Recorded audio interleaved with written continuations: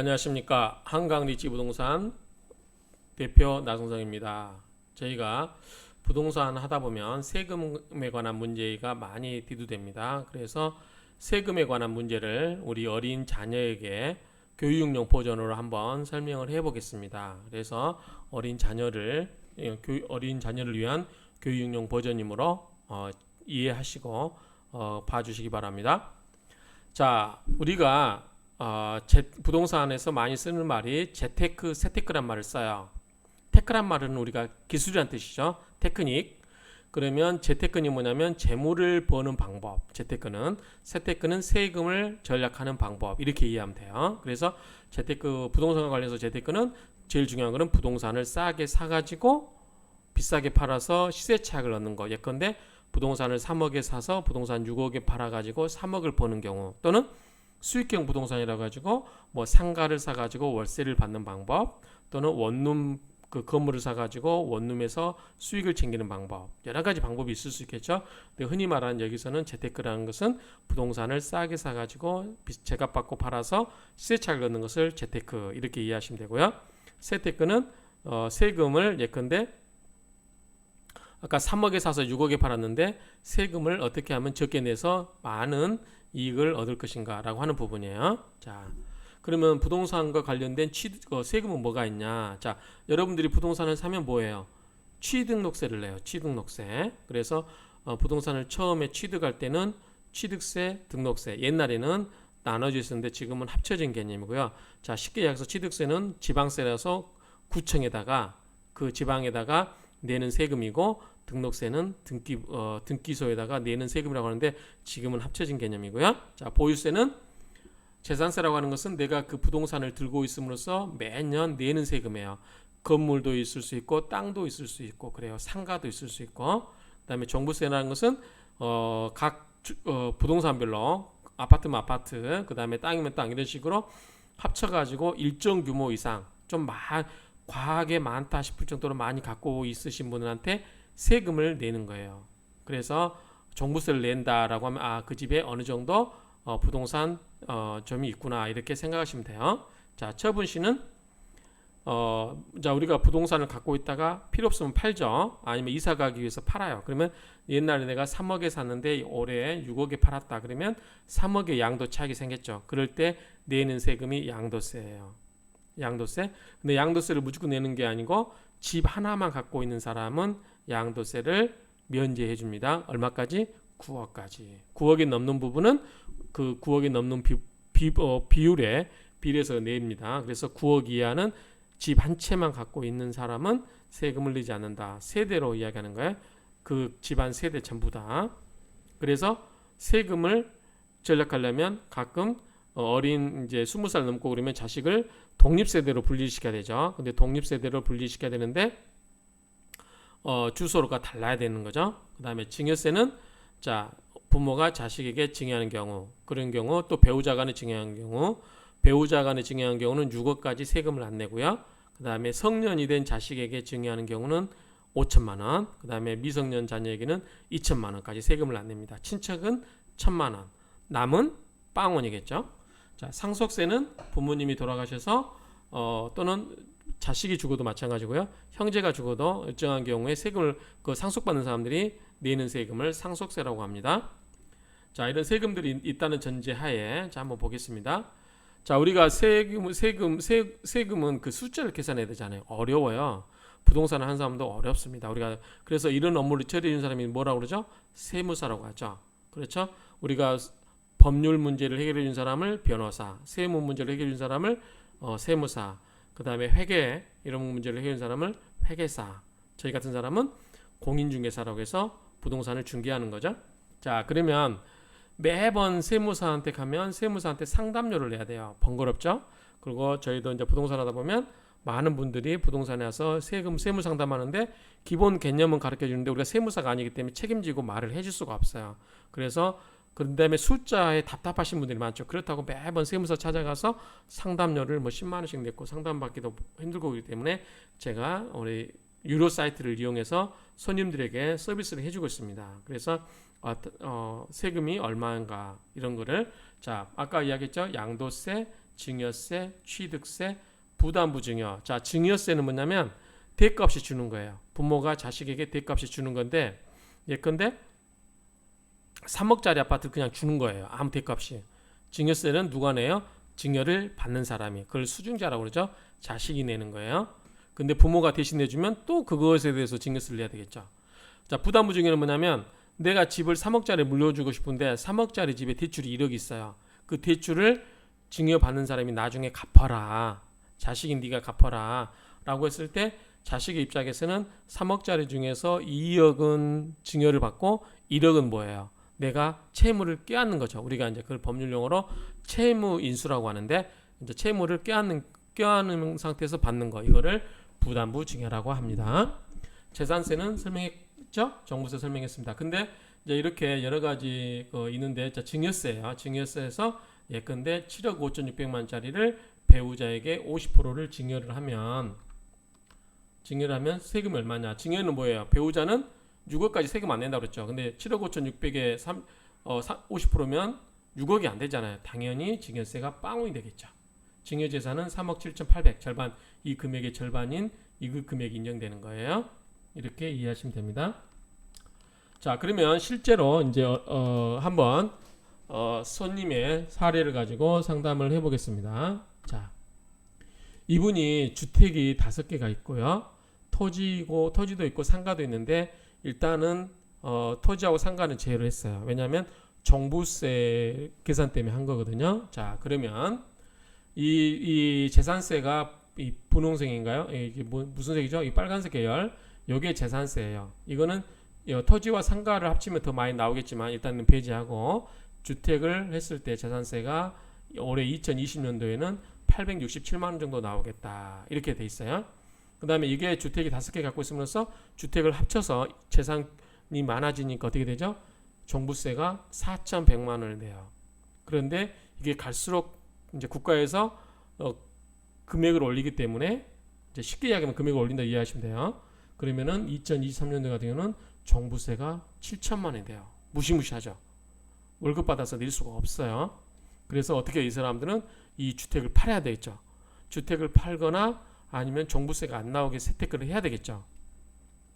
그래서 머리를 쓰는 게, 자, 5개 중에 3개를 임대사업자를 등록을 했어요. 다행스러운 것은, 그럼 임대사업자를 등록하는 거 뭐냐면 재산세는 내는데, 재산세도 할인해 주는 게 있어요.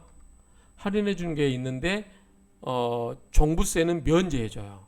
종부세 합산을 배제해 줘요. 그래서 일반 주택 2개를 갖고 임대주택 3개를 했던 가정했을 때 종부세가 이렇게 줄어들어요. 아까 4,100만 원에서 1,700으로 줄어들었죠. 그 다음에 7천만 원에서 3,400으로 줄어들었어요. 그래도 버겁죠. 그러면 임대사업자를 등록 낼 수 있는 주택이 무한정 인정되는 건 아니거든요. 조그마한 것만 되거나, 뭐 옛날 같은 경우는 대형 평형이라고 하더라도 공시지가 6억 이하만 됐어요. 근데 지금은 대형 평형도 안 되고 공시지가 6억 이상이면 안 돼요. 그래서 이제 안 되기 때문에 이제 가장은 이제 고민하는 거예요. 이 종부세를 계속 낸다고 계산해 볼게요. 자, 작년에 1,000만 원, 예를 들어서 이제 대략적인 숫자입니다. 올해 1,700만 원, 내년에 2,200만 원, 그 다음에 3,000만 원, 3,400. 다 더해보면 얼마나 돼요? 6,400, 8,600, 1억 400, 1억 1,400이 되는 거예요. 약 한 3, 4년 동안 세금을 그렇게 내는 거예요. 종부세를. 그럼 이거를 차라리 내가 세금을 증여를 한다든지 팔아버리면 되겠죠. 그래서 머리를 씁니다. 자, 주택을 증여하겠다. 누구한테 하겠어요? 증여는 가족들에게 하겠죠. 자, 재산세는 똑같이 내요. 가족들에게 해도. 그렇지만 종부세는 사람별로 계산을 해요. 가족으로 계산하는 게 아니고. 그래서 사람별로 하기 때문에 이 다른 가족에게 증여를 해버리면 재산세 내는 건 똑같지만 종부세는 적게 내기 때문에 그렇게 할 수 있어요. 그래서 주택 하나를 증여를 해봤어요. 그러면 이렇게 금액이 종부세가 줄어듭니다. 그러면은 아까 종부세로 1억 정도 냈었죠. 이렇게 해버리면 500, 650, 860 정도밖에 안 내요. 근데 이게 지금 2023년도 뿐만 아니라 계속 기간이 늘어나면 세금을 계속해서 많이 내야 되는 건데, 이렇게 해서 세금이 절약되겠죠. 그쵸? 자, 이렇게 했을 때 이렇게 하는데, 자, 이분이 배우자에게 7억 5,600만 원에 증여를 하겠다. 11억에 증여를 하겠다. 이제 증여가액은 정할 수 있으니까요. 최소로 이렇게 한다고 했을 때는 얼마냐면 낼 금액이 5천만 원이에요. 증여세 플러스 취득세. 부부지간에는 뭐라고 했죠? 6억까지만 세금이 면제되기 때문에 2억 5,600에 대해서는 증여세를 내야 돼요. 그 다음에 취득세에서 이렇게 해서 내는 거고, 증여를 해버리면 그 사람은 양도세를 안 내요. 그 다음에 배우자에게 11억으로 해버리면 1억 1,700 정도로 세금을 내야 돼요. 그럴 바에 아까 우리가 머리를 써야 되죠. 배우자한테는 6억을 세금 안 냈지만 자식들한테는 5천만 원이 있어요. 그래서 자식하고 쪼개고, 그 다음에 또 하나 문제가 뭐냐면 증여액이 1억에서 1억까지는 10%밖에 안 내요. 1억이 넘어가면 20% 내요. 그러면 여러 사람에게 쪼갤수록 세금을 적게 내겠죠. 그런 거를 써서 그러면은 배우자 한 사람에게만 하지 말고 이거를 큰 첫째한테 한번 주자라고 생각할 수 있겠죠. 자, 이렇게 한번 볼게요.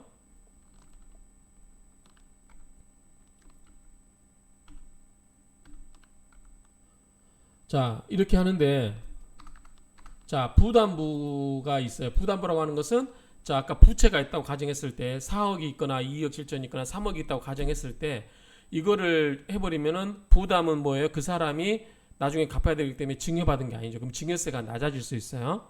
그런데 파는 사람 입장에서 부담부 증여는 뭐냐면 양도세를 내야 돼요. 예컨대 1억에 샀는데 부담부를 4억에 증여해주면 이건 뭐예요? 또 부분화 계산이 복잡해지는데 그 3억, 쉽게 이야기해서 3억 더 됩니다. 3억에 대해서 양도세를 내야 돼요. 그러면 양도세가 낼 수 있기 때문에 금액도 비교를 해봐야 돼요. 그래서 부담부 증여는 집이 여러 개 들어가면 배우자 간에 대출이 승계가 요즘 못하게 하기 때문에 대출이 안 될 수 있어요. 그럼 부담부 증여가 안 돼요. 그 다음에 첫째한테 해야 되는데 첫째가 동일한 주소에 살고 있으면 또 안 돼요. 할 수도 있겠지만 엄밀하게 말하면 안 되는 거예요. 그렇기 때문에 부담부 증여는 여기서 빼겠습니다. 부담부 증여가 있다, 이 정도 말하면 되고요. 각각의 경우로 경우를 수를 나눠서 한번 계산을 돌려봤습니다. 그런데 그 금액이 대충 8억에서 9천 1억까지 나옵니다. 자, 이번에는 이제 순수하게 증여를 하는 경우를 가정해봤어요. 배우자가 6억이고 첫째가 5천만 원이기 때문에 배우자한테 많이 증여를 하면 되겠죠. 그래서 55%, 45% 이렇게 증여를 하는데 단점이 있어요. 뭐가 있냐면 나중에 큰애가 첫째 자식이 금액이 적게 대출받으면 적게 물려받으면 나중에 팔았을 때 금액이 커지면 양도세가 커지는 거죠. 그렇죠? 근데 9억 이하는 세금 안 내기 때문에 뭐 9억이 안 넘을 것 같으면은 최대한 적게 증여를 하는 게 맞겠죠. 그런데 어쨌든 이제 여러 가지 경우수를 돌려봐서 부담부는 다 빼기로 했으니까 이건 뺄게요.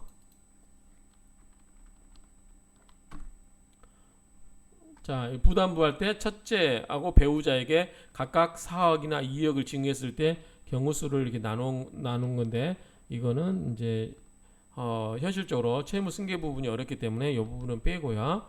자, 그러면 100% 증여를 하면은 양도세를 안 내요.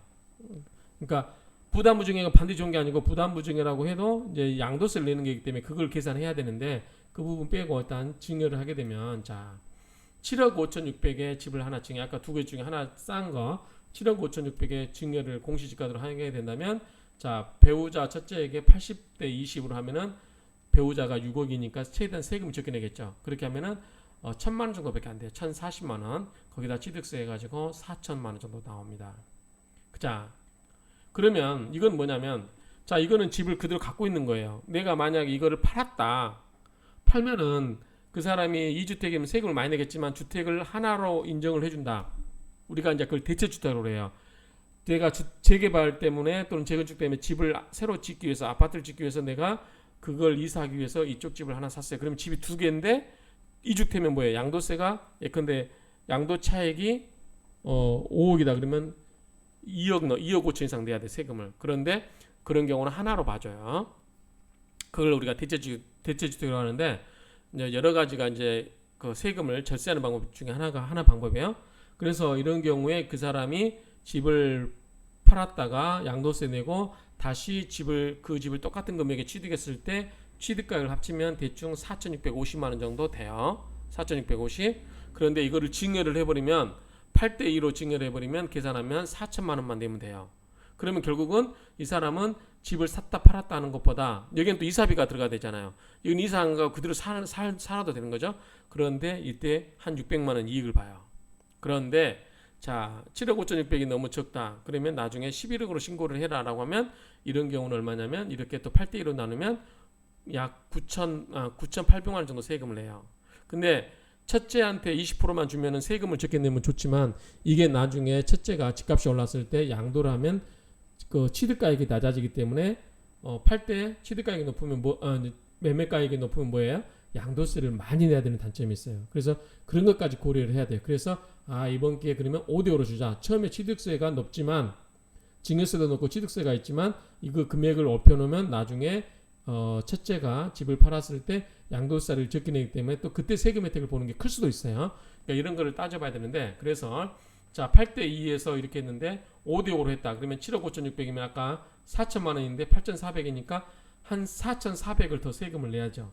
그런데 나중에 양도세에서 더 절감이 될 수 있기 때문에 이렇게 해도 괜찮은 거죠. 그렇죠?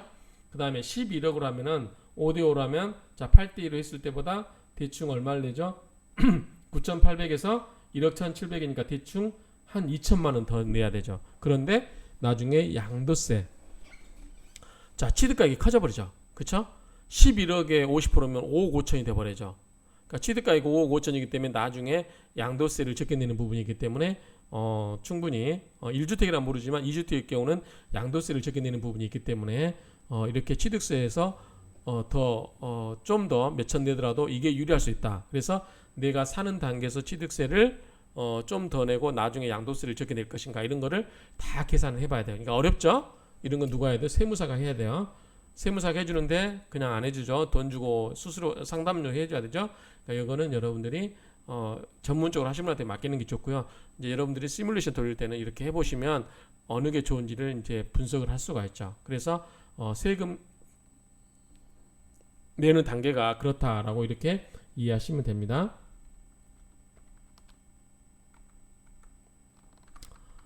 자 결론적으로 한번 정리를 하면 자 세금은 재산이 많아가지고 종부세를 내야 된다. 그러면 종부세를 절약하는 방법으로 그 집을 팔아버리는 방법이 있는데 팔아버리고 다시 살려면 이만큼의 기회비용이 4,650이 있어야 돼요. 그런데 이거를 증여를 통해서 일단은 양도세 나중에 파는 거 걱정 안 해. 나중에 파는 건 나중 문제야. 난 지금만 중요해 라고 했을 때 처음에 증여할 때만 신경 쓴다고 하면 이 증여세를 최대한 적게 나온 게 이 비율을 조정하면 돼요. 배우자가 면제가 금액이 크니까 배우자에게 많은 포션을 주고 자식에게 적게 포션을 주는 게 일단은 저렴하게 할 수 있는 방법이에요. 그렇지만 나중에 자녀가 집을 팔았을 때 취득 금액이 낮기 때문에 매매가액이 커버리면 양도세를 많이 내야 되겠죠. 그래서 그거를 고려해서 취득세를 적당하게 높여놓은 거. 그래서 비율을 8대 2에서 5대 5로 하면 취득가액이 대충 한 4,400에서 2,000 정도 더 많이 내야 된다. 그렇지만 나중에 양도세 부분에서 전략할 수 있는 부분이 있기 때문에 오히려 이런 거를 전략적으로 잘 이 시뮬레이션 돌려서 가장 유리한 방향으로 해보는 게 좋지 않을까. 그렇게 해보는 걸 연습을 하시면 된다. 근데 여러분들 못하겠죠? 우리 어린이 학생들이나 이런 자녀분들은 힘들겠죠?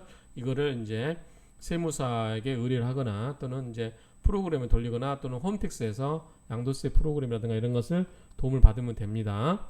어쨌든 이런 세금 단계가 이런 게 있다. 그래서 세금을 줄이는 방법은 간단하게 다시 정리하면 자 재테크도 잘하는 게 중요하지만 세테크를 잘해야 현실적으로 집을 팔고 나서 세테크를 잘해서 내 호주머니에 잡는 금액이 많을 수 있다. 그래서 부동산은 취득할 때 취득세 내고 보유할 때 재산세 종부세를 낸다. 그래서 종부세 낸다 그러면 너희 집 부자구나 이렇게 이야기하시면 되고요. 처분시는 뭐다? 매매를 하게 되면 양도 차익을 내는 거예요. 근데 내가 5억에 샀는데 3억에 팔면 양도세 낼 게 있다 없다? 없어요. 이익 본 게 없잖아요. 양도세는 이익 났을 때 내는 거예요.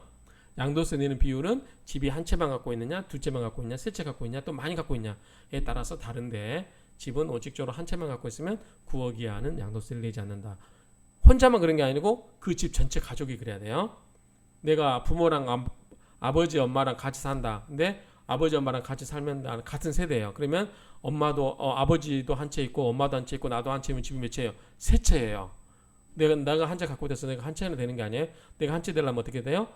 엄마 아버지 빠이빠이 하고 어떻게 해요? 호적을 파가지고 분리해야 돼, 세대를. 그렇게 해야만 여러분이 한 채를 갖고 인정이 되기 때문에 또 부모 집에서 같이 살면 돼야 안 돼요? 독립을 해야 돼요, 경제적으로. 세대가 분리돼서 독립되어서 살아야만 됩니다.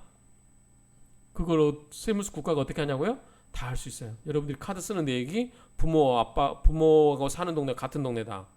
그다음에 출퇴근 그 카드 우리 그 지하철 카드로 결제하잖아요. 자기 사는 공간이 아니고 맨날 엄마 아버지 집에 있는 단위에서 돈 쓰고 거기서 카드 결제하고 거기서 출퇴근한다. 다 할 수 있어요.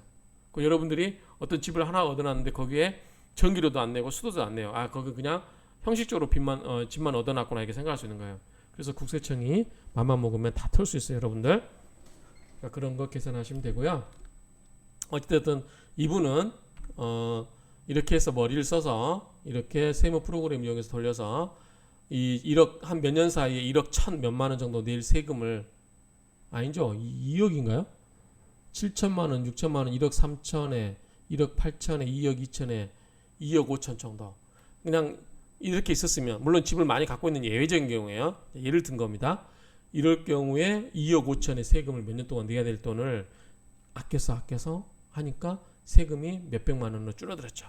그래서 그 방법은 집을 파는 방법도 있고 증여하는 방법도 있다. 근데 증여를 하더라도 집을 팔아버리면 내 게 아니에요. 내가 평생 갖고 있을 집이 아니고 다시 내가 또 살려면 또 돈이 더 들어가죠. 그거를 대체하는 방법에 의해서 그냥 증여도 많이 요즘 선호되고 있다. 그래서 배우자 간에 증여하고 자식 간에 증여하는 방법보다 이거는 이제 세금을 많이 절약하기 위해서 하는 것이다. 이렇게 이해하시면 되고요.